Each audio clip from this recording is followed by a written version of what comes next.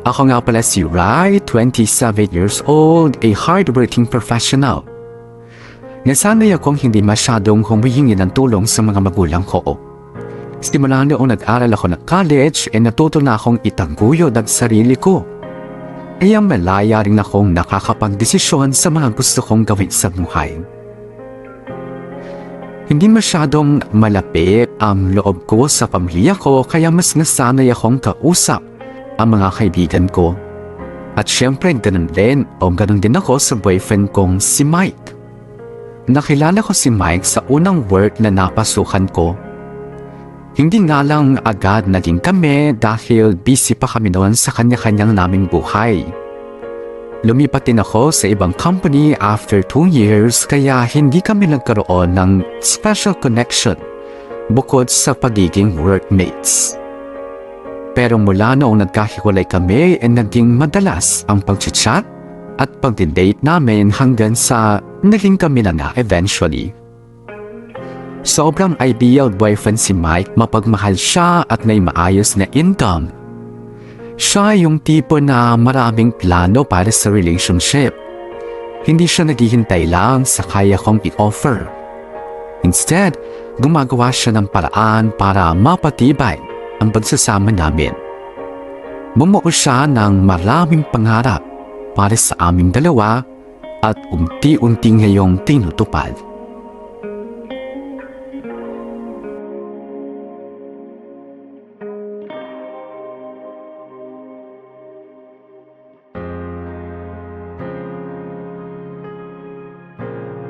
Ray! Bilisan nyo naman! Eto na! Oy, Bes, bilisan mo naman kasi. Oo na, nagmamadali naman kasi masyado yung isa doon.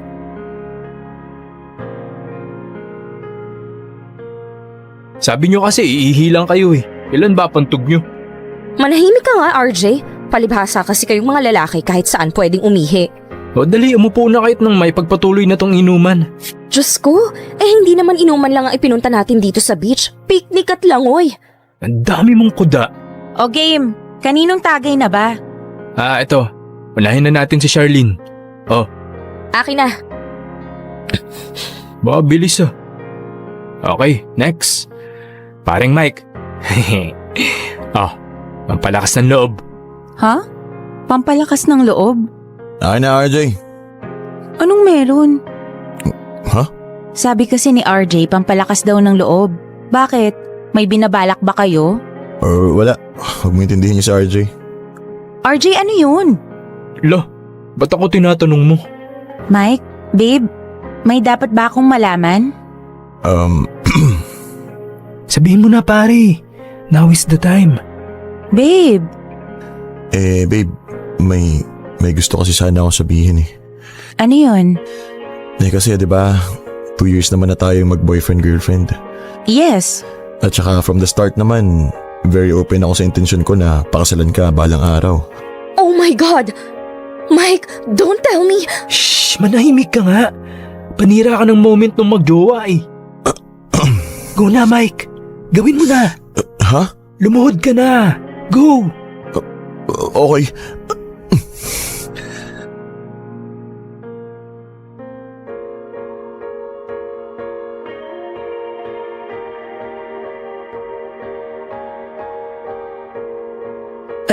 Babe, Gusto ko sanang tuldukan na yung pagiging mag-boyfriend-girlfriend natin. Sa loob ng 2 taon, nakilala kita ng mas malalim. Marami akong bagay na natutunan tungkol sa'yo. Naging welcome ako sa pamilya mo at ganun ka rin sa pamilya ko. At palagay ko oras na para tayo naman bumuo ng sarili nating pamilya. babe. Raisa, babe, sa harap ng mga kaibigan mo, gusto ko sanang tanongin sa'yo to. Will you marry me? Babe naman eh. Ginulat mo naman ako. Sorry ah. Ngayon ko pa naisip na gawin to sa halip na mag-enjoy tayo. Hoy, Ray! Ano na? Naghihintay ng sagot si Mike, oh. Masakit lumuhod sa buhangin, oy. Yes. I want to marry you. Yes, Oo nga. thank you. Thank you, babe.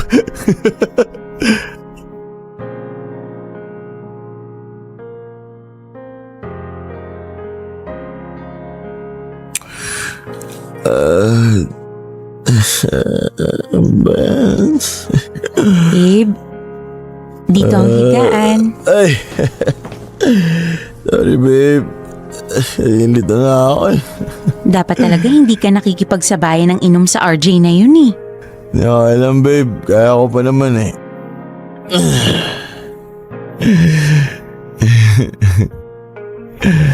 Ay, pahinga ka na babe. Naparami ka ng inom eh, hindi ka naman sanay. Babe, Yes, babe. yung kanina. Thank you ha. Ellen, yung proposal? Oo. Hindi mo naman kailangang gawin yun sa harap ng mga kaibigan ko. Pero ginawa mo pa rin. Alam mo, babe, proud ako na ikaw ang girlfriend ko. At excited na mag-fast forward tayo sa future kasi alam kong ikaw yung makakasama ko eh. Kaya hindi ako mahihiya na ipagsigawan sa buong mundo na mahal kita. Na gusto kitang mapangasawa. Aww. Thank you babe. Pinakilig mo naman ako masyado eh. Mahal na mahal kita, Rai. Mahal na mahal.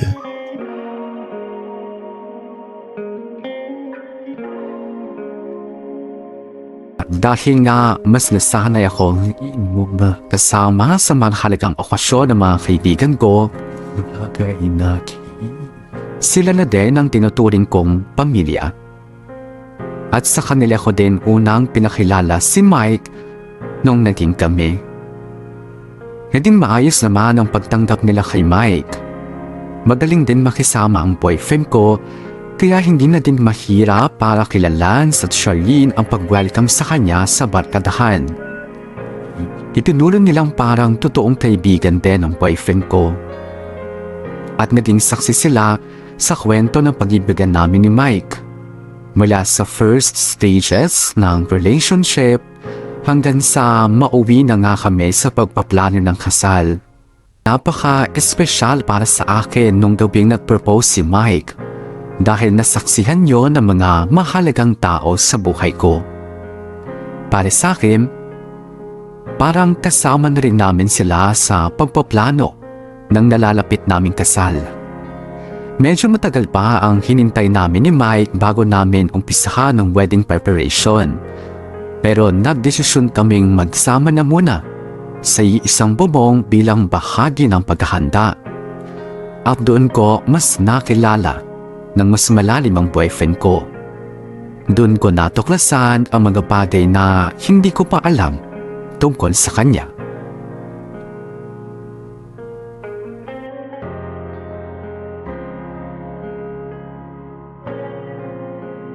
Yan. Ano ba yan? Pangit naman itong kalaro eh. Ano ba? Bagal mo naman. Pabuhat naman oh. Ayusin mo naman. Ay, Ba't ang taas naman yata ng bill ko sa credit card? haas pa nga. 7,000?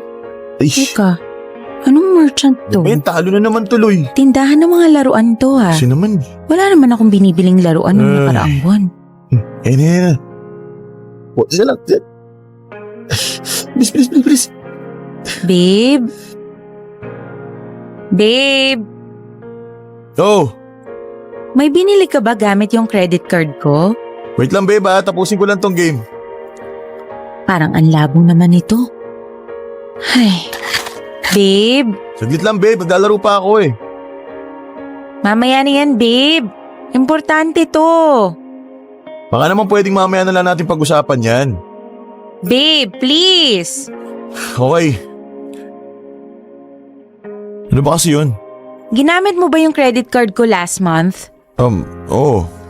Eh bakit hindi mo sinabi sa akin? Eh ginamit mo rin naman yung credit card ko ah. Ha? Hindi ah. Ginamit mo kaya, bumili ka ng makeup. Credit card ko yung ginamit ko dun, babe. Teka nga. Loh, Nasaan na ba yun? hindi mo tinignan bago ka nag-tap sa counter? Ay. Babe, sure naman kasi kung credit card ko yung nasa gamit ko. Malay ko bang mapupunta sa bag ko yung credit card mo? Ay, nako. So, nasa iyo yung credit card ko? Oo. Paano nangyari yun? Eh, pinagpalit ko nung nag-ayos ako ng gamit nung nakaraan. Ha? Bakit? Wala lang. Wala lang? Tapos bumili ka ng mga laruan. Eh, bumili ka rin kasi ng makeup, di ba? Mas nauna ka pa nga bumili. Magkano lang yung total nun, babe? Wala pang 4,000. O bakit? Magkano ba yung binili kong action figure? 7. O, konti lang naman diferensya. Ay, babe, alam mo namang nag-iipon ako para sa enrollment ni Kai eh. Sus, 3,000 lang yung diferensya eh. Grabe, napakamatuusin mo naman. Eh kasi naman, babe, okay lang naman sa akin kung mangailangan ka ng pera. Pero sana para sa mahalagang bagay naman. Hindi para sa pang-display lang na laruan. Huwag mo namang nilalang yung laruan ko. Yun na nga lang yung libangan ko eh. Alam mo naman katakot-takot na stress ang inaabot ko sa work eh. Ay, okay, sige. Palalampasin ko yung pagbili mo ng mga laruan. Pero babe, sana naman credit card mo na lang yung ginamit mo. Oo na. Hindi ko naman alam na magagalit ka pala ng ganyan eh. Hindi lang naman kasi yung pera yung issue dito, babe. Sinadya mong pagpalitin yung credit cards natin. Para saan? Huwag mo nang palakihin yung issue. Sorry na. Wala naman ako masama intensyon dun eh. Ay, okay. Huwag mo nang gagawin ulit yon, babe, ha? Kung may gusto ka, pwede ka namang magsabi sa akin. Oo babe. Sorry na.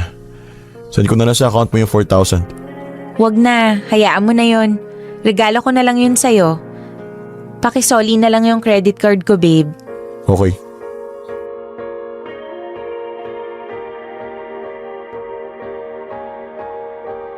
Totoo nga ang sabi ng marami. Hindi mo lubusang makikilala ang ugaling ng isang tao hanggat hindi mo ito nakakasama sa isang bubong. Ganon ang nangyari sa amin ni Mike. Akala ko sapat nang kilala ko siya mula sa pinakamalalaki hanggang sa pinakamaliliit na detalye ng buhay niya. Akala ko pwede kong maging sandigan ang lahat ng pangarap niya para sa aming dalawa. Pero hindi pala ganun kasimple yun. Sa bawat araw na kasama ko siya, marami akong natutuklasan tungkol sa kanya na masasabi kong sumusubok sa aking pasensya. Mabuting tao naman ng boyfriend ko kung tutuusin. Yun nga lang, marami din siyang katanian na sadly, iba sa pagkakakilala ko sa kanya. Oo, masipag siya sa trabaho, pero sa bahay, halos hindi ko siya maasahan sa mga gawain. Para sa akin, big deal yun dahil pareho kami nagtatrabaho at umuwi sa bahay ng pagod. May mga pagkakataon din na nawawala yung pagiging mature niya, lalo na kapag noong pisahan na niya ang paglalaro ng video games. At may bad spending habits siya, to the extent na hindi niya tinitrace ang laki ng expenses niya sa mga bagay na hindi naman mahalaga, gaya ng laruan. Sa totoo lang, kaya ko namang pagpasensya ng lahat ng to. Kaya kong lawakan ang pag-unawa ko para sa relationship naming dalawa. Si Mike ang lalaking ginusto kong makasama habang buhay. Kaya hanggat kaya ko, iniintindi ko kung ano man ang mga pagkukulang niya.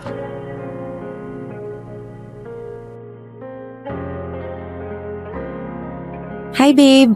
Sa wakas dumating ka rin. Kanina pa kita hinihintay eh. Talaga babe? Anong meron? Kain muna tayo? Ay no babe, nag-dinner na kami ng mga office mate ko eh. Ganun ba? Sayang naman yung niluto ko. Sorry babe ah. Nakalimutan ko sabihin sa'yo, nagluto ka pa tuloy. Ay, hayaan mo na, babe. Pero sige, sasamahan kita mag-dinner. Pero kape lang yung akin babe ah. Pwede mo ba akong ipagtimpla? Oo naman. Sige, magpapalit lang ako ng damit tapos kain na tayo. Yay! Okay, babe.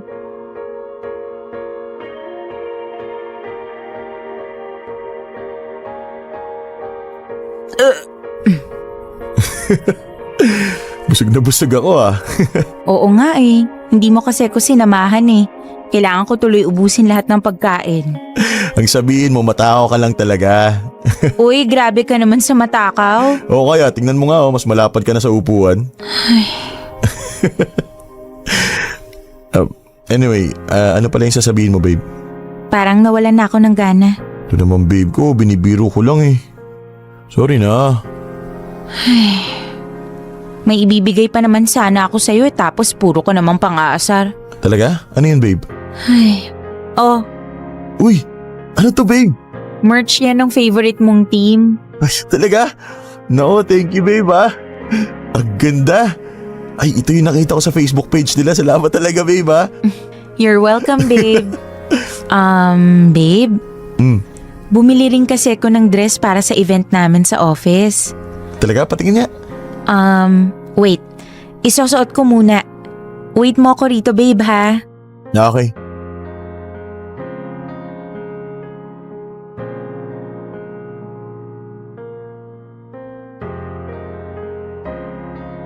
Tcharan! Okay ba, babe? Bagay ba sa akin yung kulay? Ano ba yung tsura mo, babe? Bakit? Anong event pa yung pupuntahan mo? Costume party? Ano ka doon, suman? Aray? Ang sakit mo namang magsalita. Kasi naman, babe, putok na yung damit mo oh. Hindi mo ba sinukat yan bago mo binili? Sinukat. Hindi mo lang sinabi ng sales lady sa'yo na pangit tingnan. Sa loob ng dressing room ko lang naman kasi sinukat. Alam mo, babe, hindi ka na kasing sexy ng dati. Dapat pumili ka na rin ng mga size na swak sa'yo. Doon ka na sa mga triple XL. May pagka-ambisyosa ka rin kasi. Ano bang size niyan, medium? Grabe ka naman sa triple XL. Large na nga tong binili ko eh. Mag-diet ka na kasi. Tao-tao mo kasing kumain eh. Alam mo kanina ka pa ha? Kung hindi ka na nasiseksihan sa akin, pwede mo namang sabihin ng maayos eh. Hindi yung mga aasar ka tapos tatawa ka pa. Oh, huwag kang magalit. Isasabi lang naman ako ng totoo eh. Oo, alam ko. Yun na nga yung masakit eh. Kasi alam kong hindi ka basta nang aasar lang. Nananampal ka na ng katotohanan. Alam mo na nga insecure na ako sa sarili ko tapos gagatungan mo pa. Ay, ligpit ko na nga lang to. Baka kung ano pang masabi mo. Oo, babe, teka lang. Teko naman kaagad, babe.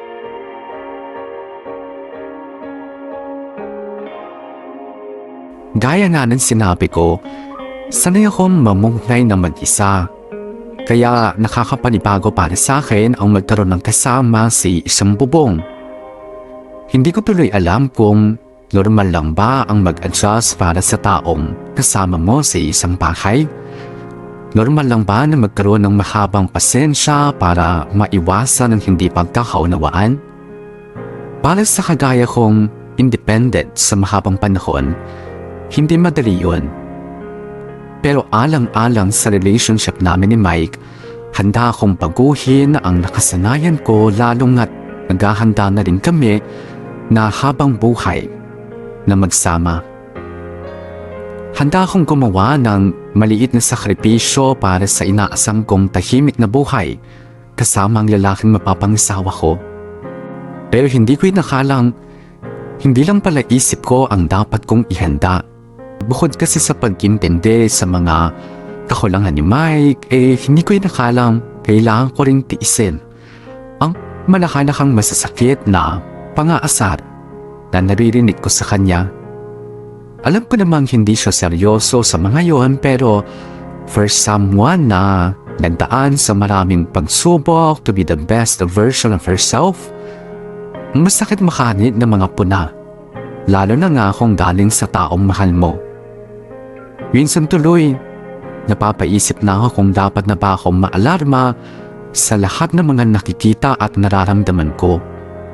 Dapat bang pang-isipan ko na kung itutuloy ko pa ang pagpapakasal ko sa taong pinag-alayan ko ng buong pagmamahal?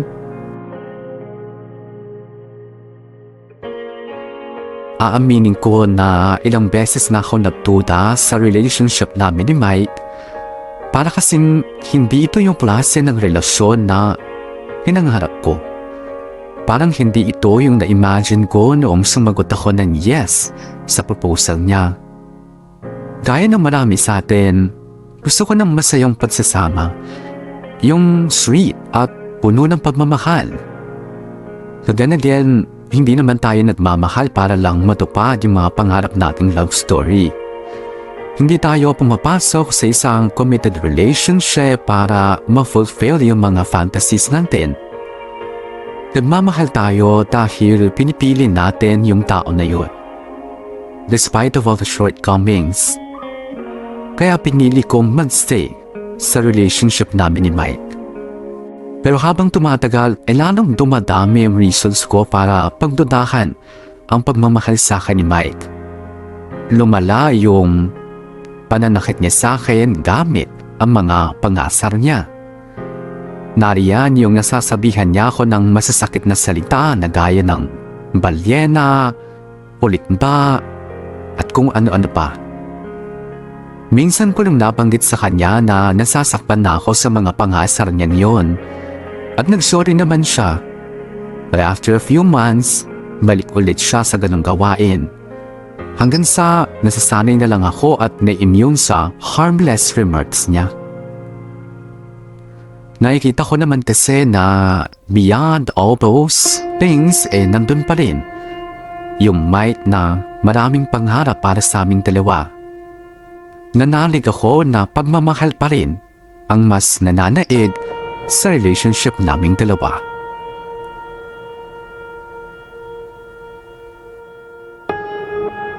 Ray! Charlene! Ang tagal nyo naman!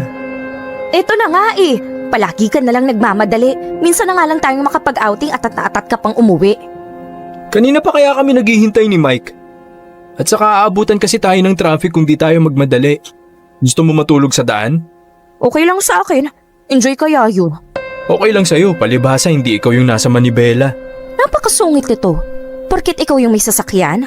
O tama na nga yan. Sige na, lumarga na tayo at ayoko ring abutan ng katakot-takot na traffic.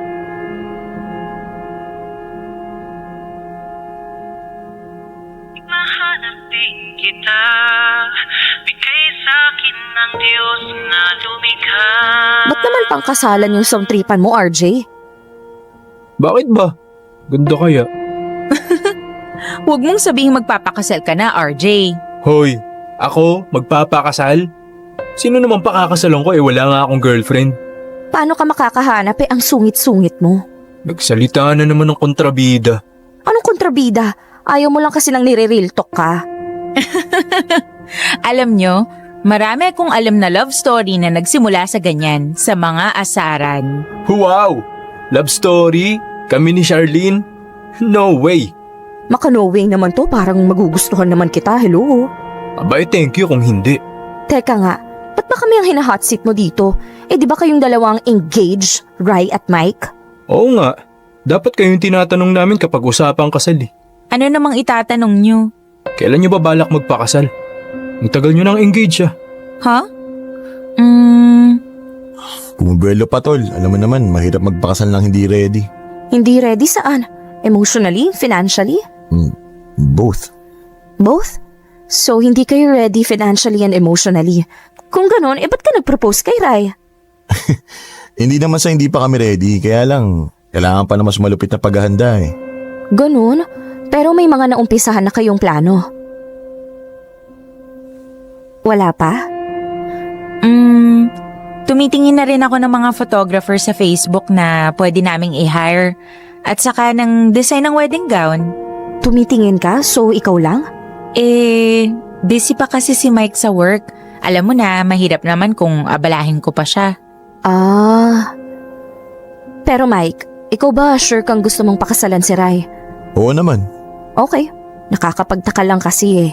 Kasi mahigit 1 taon na kayong engaged, pero parang wala pa kayong nasisimula na wedding plans. Hayaan nyo, kapag nakapag-umpisa na kami, papaalam agad namin sa inyo. Basta ngayon, kailangan pa namin ng matinding buwelo.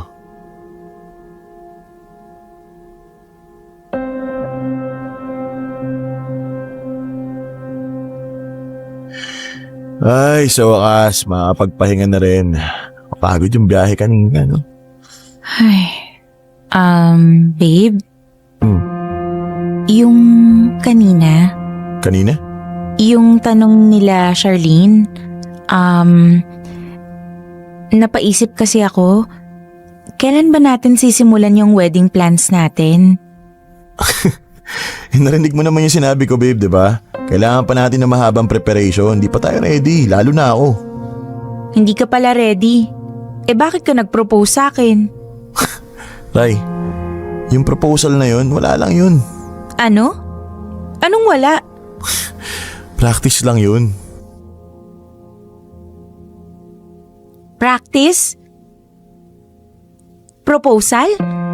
Ginawa mong practice ang proposal? Kasi naman, yun talaga yung gusto mo, di ba? Yung mag-propose ako sa harap ng mga kaibigan mo.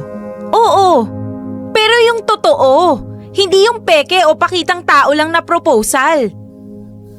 Arte mo naman. O di sige, ulitin ko kapag ready na ako. Wait. Sorry ha, hindi ko magets eh. Bakit ka nag-propose nang hindi ka pa ready? Hindi ka ba sincere? Joke lang ba yun para sa'yo? Hindi yun joke, okay? Practice nga practice. Ibig sabihin preparation para sa totoong proposal. Alin doon yung hindi mo bagets, ha? Ewan ko sa'yo, Mike. Hindi ko alam kung paano mo nagawa yung ganon. Alam mo ba kung gaano ko kasaya nung gabing nag-propose ka? Emotions ang involved doon. Matinding emotion. Tapos paglalaruan mo lang ako para dyan sa practice mo? Okay ka lang? Kung alam ko lang na practice lang pala yun para sa'yo, di sana no ang isinagot ko at sinabi ko sa'yong practice lang din yun. Nakakainis!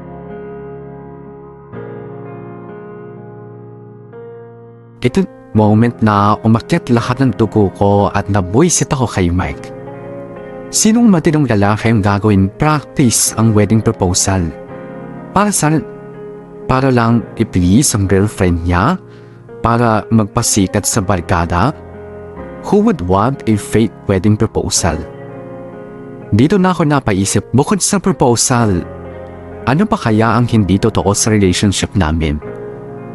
Yung love, yung mga pangarap niya, yung samahan na nabuo namin, lahat ba yun practice lang din? Kung oo, dapat bang itigil ko na lahat ng to? Kung hindi, should I stay hanggang sa maging ready kami na gawing totoo ang lahat? Matagal akong na-stuck sa question na should I stay or should I go? Hindi ako makapag-decide dahil nananait sa akin yung kagustuhan na i-work out ang lahat ng nasimulan namin ni Mike. Almost 4 years kami magkarelasyon at ayokong itapon lang yan basta-basta. But I know one day, darating ako sa breaking point. I just don't know when or kung ano yung pwedeng mag-trigger nun. Or pwede rin may isang mangyaring milagro na babago ng lahat, na magbabalik ng buong tiwala ko sa pagmamahalan namin ni Mike. Hanggang sa isang pangyayari na ang tumulong sa akin para makapag-decide.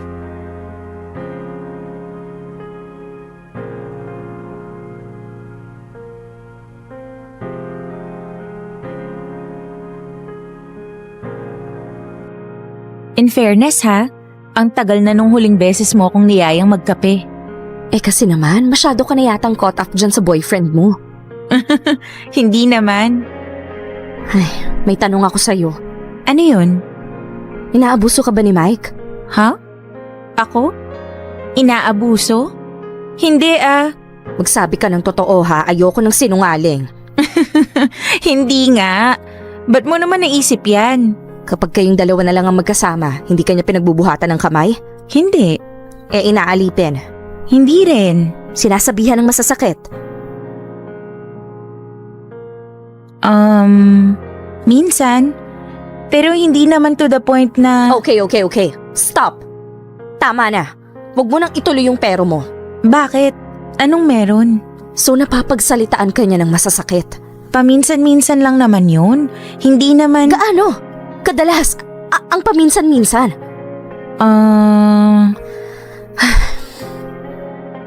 Sinasabi ko na nga ba eh. May kakaiba dyan sa Mike na yan eh. Teka, ano bang meron? Bakit ba bigla-bigla ka nalang nagtatanong ng mga ganyan? Kasi naman, napansin ko nitong mga nakaraan na panay naman yata yung pang-aasar niya sa'yo sa mga post mo sa Facebook. Lalo na sa mga picture mo. Sadyang mapang-asar lang talaga si Mike. Girl! Hindi! Hindi simpleng pang-aasar lang yung ginagawa niya. Below the belt na yung mga hirit niya madalas. Ay, take it as an inside joke lang, okay? Sa aming dalawa lang yun. Talaga? Inside joke? Okay lang sa'yo na tinatawag kanyang balyena? Ulit ba? At ito pa ha, sa isang video mo na sumasayo ka, tinawag kang GRO. Abate, hindi na magandang biro yun. Ganun naman talaga siyang magbiro. Hindi na nga kasi biro yun. Gumising ka nga. Form of abuse na yun. Hindi naman niya ako sinasaktan na. Hindi ka nasasaktan sa mga hirit niya? Sa mga pang-aasar niya? I mean, oo. Pero at least, hindi naman niya ako pinagbubuhatan ng kamay. Tanga! Ang abuse hindi lang sa pisikal. Meron tayong tinatawag na emotional, mental, at verbal abuse. Gano'n na niya katagal ginagawa sa'yo yan? Ang alin? Yan! Yung mga sablay niyang hirit na joke na masasakit. Simula nung nag-live-in kami. Ano? My God, Rai! Tiniis mo ng ganun katagal?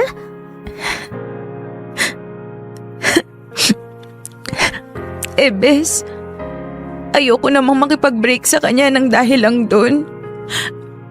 Baka sabihin niya, masyadong mababaw yung dahilan ko. Sige, ito na lang. Umamin ka sa akin. Nasasaktan ka ba sa mga salita niya o hindi? Yung totoo ha? Nasasaktan. Ang totoo niyan. Simula nung nakarinig ako sa kanya ng masasakit na salita, halos gabi-gabi na akong umiiyak nang hindi niya alam. Lagi kong kine-question yung sarili ko kung tama ba yung desisyon ko na tumira sa iisang bahay kasama si Mike. Tapos, papakasalan ko pa siya.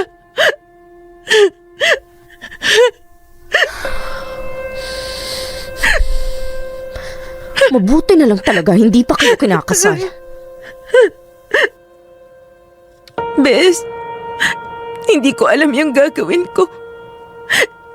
Hindi ko masabi sa parents ko yung pinagdadaanan ko kasi alam nila going strong kami ni Mike at malapit na kaming magpakasal.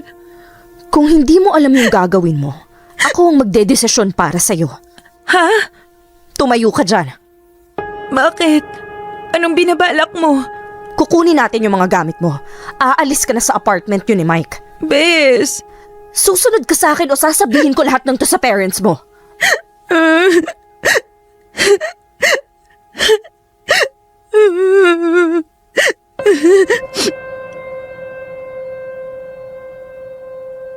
Uy, Charlene! Bigla-bigla ka nalang dumadating. Sarap buhay mo ah. Teka, ba't umiyak si Rai? May nangyari ba? Ray, bilisan mo. Kunin mo na yung mga gamit mo. Oh, ano? Ray! Teka, ano ba meron? Uy, ano ba nangyayari? Effective today. Tinutubos na namin si Ray sa'yo. Tinutubos? Ano to, sangla? Huwag kang pilosopo. Tarantado ka. Ano ba kasi nangyayari, babe? Ano ba to? Huwag mo nang tatawagin na babe si Ray. Dahil mula ngayon, tapos na kayong dalawa. Wow, galing ah. May spokesperson na pala si Rai ngayon. Oo, dahil hindi siya makapagsalita sa lahat ng kawalang hiyaan mo. Kung hayaan mo kaya kami mag-usap, No way! anong karapatan mo mag-decide para sa kanya? Wow! Speaking of karapatan, ikaw, anong karapatan mo para pagsabihan ng masasakit na salita ang kaibigan ko? Ha? May screenshot ako ng lahat ng panlalait at masasakit na sinasabi mo kay Rai. Alam mo bang pasok sa psychological violence lahat to? At pwede ka namin kasuhan ng violence against women. Ngayon, hahayaan mo si Rai o mapipilitan akong tumawag ng barangay? Pero wala kang karapatan na diktahan siya. May sarili siyang buhay. Siya lang ang pwede mag-decide para sa sarili niya. Mike, tama na!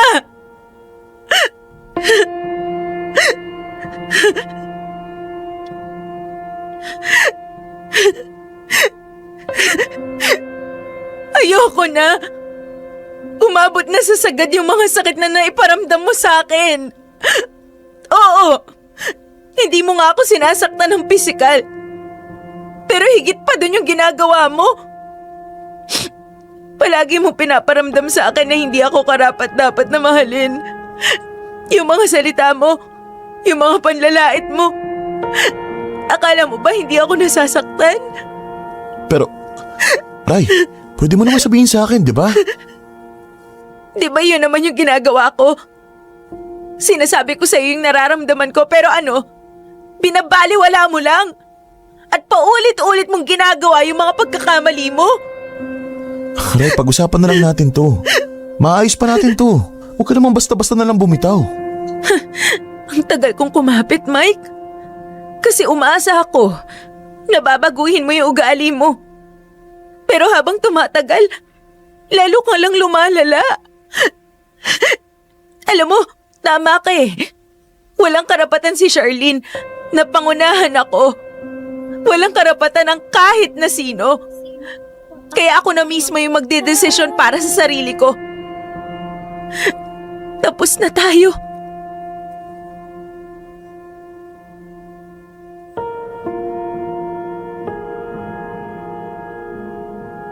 Kung saan nagpa-realize sa akin na valid pala lahat ng inis na naramdaman ko kay Mike.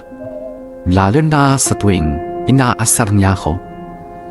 I thought I was just being sensitive at natakot akong aminin na unti-unti na yung nakakasira sa sarili ko. Sa self-esteem ko at sa kung paano ko i-view ang value ko bilang tao. Lahat ng to, including all the red flags na pinakita ni Mike, kapag pinagsama-sama ay sobra-sobrang reason na para hiwalayan ko siya. At hindi ko yun nakita dahil masyado akong nabulag sa hope na one day, mababago ang lahat magically at biglang aayon sa fantasy na binuo ko sa utak ko.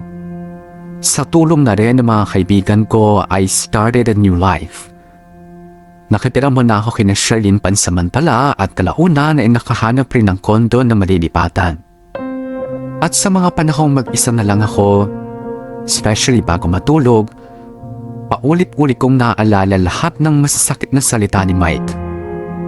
And that pushed me to become a better person.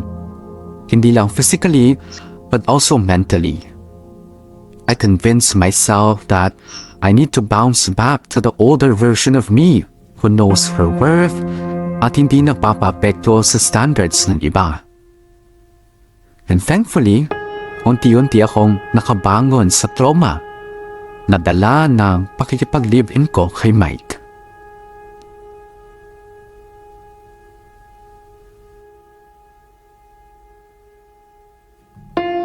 Okay tong place na to ah. May ganito kagandang kainan pala dito. Well, oo naman, ikaw kasi. Puro ka na lang yata pagmumukmok sa bahay. Paanong hindi magmumukmok? Ang hirap lumabas ngayon sa dami ng protocol. Ngayon na lumawag naman ng restrictions, I guess deserve mo naman ang lumabas na ng bahay, no? Kamusta ba ang pag-iisa mo sa bahay? Hindi ka ba nalulungkot? Sakto lang. Palagay ko, yun talaga yung kailangan ko. Isolation. Sa sobrang sakit ba naman ang pinagdaanan ko noon, medyo na-disconnect na ako sa sarili ko. Kaya kailangan ng matinding self-assessment, self-affirmation, and self-love. Alam mo na. Masakit pa rin ba? I mean, minumulto ka pa rin ba ng alaala ni Mike? Well, minsan nag-e-echo pa rin sa utak ko yung mga masasakit na salita niya. Parang nire-remind ako na hindi ako kamahal-mahal. Pero malaking bagay yung mag-isa lang ako sa bahay kasi wala akong ibang nakakausap kundi yung sarili ko. Siyempre, puro magaganda yung sinasabi ko sa sarili ko. Tama yan. And I'm happy for you. Salamat. Ikaw yung nagpa-realize sa akin na dapat na akong umalis sa kumunoy na yun. Yun lang naman ang ginawa ko. Iparealize sa'yo ang katotohanan. Ikaw pa rin ang nag-decide para sa sarili mo. Ay, grabe no? Masyado akong nagbulag-bulagan noon. Hindi ko alam na unti-unti na pala akong nasisira from within. Akala ko, simple lang yun pero hindi pala. Napakalaking trauma pala nung iniwan sa akin nung experiences ko kay Mike. Pero, naka-move on ka na ba talaga? Oo naman. Kahit iharap mo pa sa akin si Mike, no more hate, no more love, no more anything. Okay, good! Good talaga. No, I mean, buti na lang naka-move on ka na kasi may ipapakilala ako sa'yo. Ano? May ipapakilala ako sa'yo. Para lang may nakakausap ka na. Baka naman panibagong trauma na naman yan. Of course not! Ba't naman kita bibigyan ng sakit sa ulo, no? Eh baka naman jowa na agad yung hanap niyan, hindi pa ako ready. Oo, alam ko naman na hindi ka pa ready. Hindi ko rin naman sinabing jowain mo agad. Basta, kilalanin nyo lang muna yung isa't isa. Ay, wait. Hello, Lance? Oo, andito na kami sa Samgyupan. Ha? Nasa pintuan ka na? Ay, ayun! Nakikita na kita. Oh, sige. Oh my God! Nandito na siya! Siya ba yung sinasabi mo? Gaga, hindi mo naman sinabi ngayon kaagad. Hindi pa ako prepared eh. Nakakainis ka naman. Shh! Tumahimik ka, ayan na siya. Hi, kanina pa kayo? Hindi. Kakarating lang namin. Upo ka. Thank you. By the way, Lance, this is Rai, my best friend. And Rai, this is Lance, office mate ko. Hi, Rai. Nice to meet you. Hi, Lance. Nice to meet you din. Naka-order na ba kayo ng food? Hindi pa nga eh, order na tayo. Alright.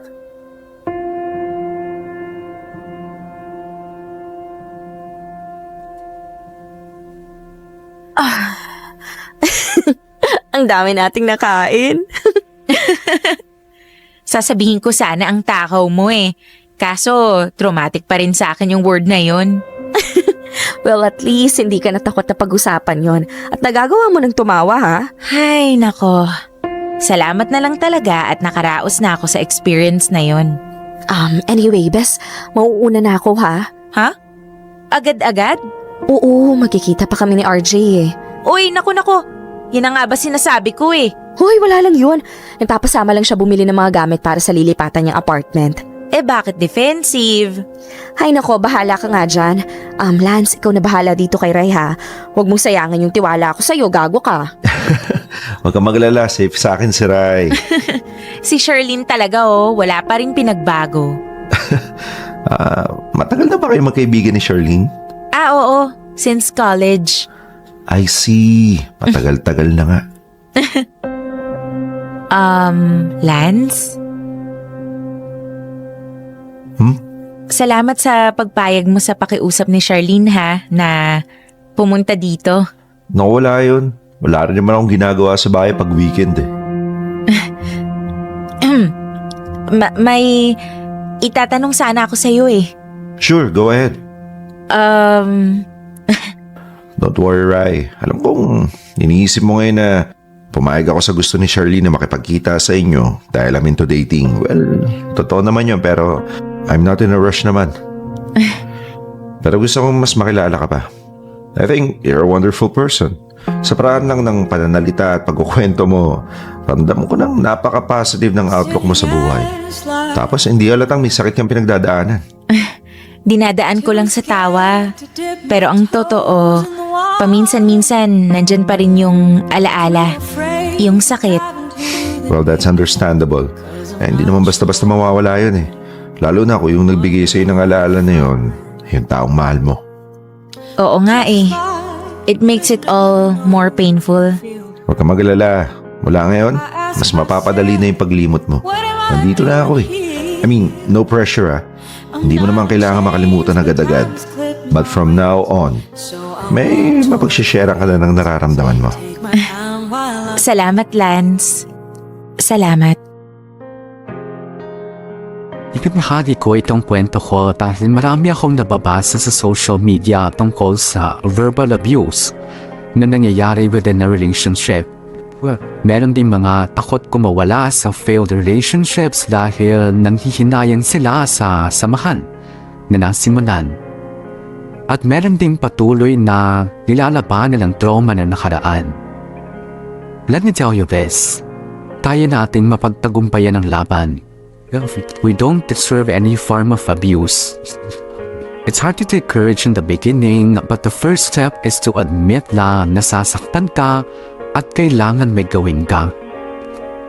Do not be afraid of losing everything. Be afraid of losing yourself. Luckily for me, nahanap ko ulit ang sarili ko. Hanggang dito na lang. I know na hindi ganun kagrabe yung napangdaanan ko sa kamay ni Mike para maihanay ko o maihanay ako sa darkest joy ng programa nyo. But I hope kahit papaano, isa to sa makakapag-deliver ng one of the strongest messages ever. Sana may ma-empower ako kahit papaano. And by the way, Lance and I are still dating pero hindi kami nagmamadali. He knows very well kung ano ang pinagdaanan ko and is willing to wait until I'm fully healed.